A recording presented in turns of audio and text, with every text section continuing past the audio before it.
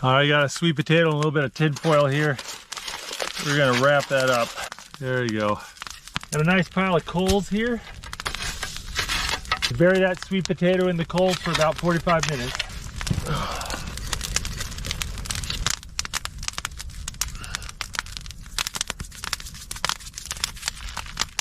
Most foods cook at around 375 degrees Fahrenheit.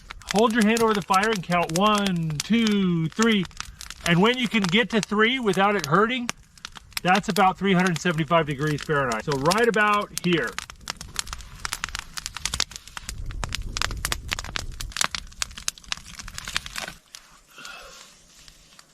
As the fire kind of changes, you need to adjust your meat. I like a little bread with my steak, so I brought along some bread dough. I made this up like a week ago and didn't use it, so I threw it in the fridge and it's still good. Yeah, just got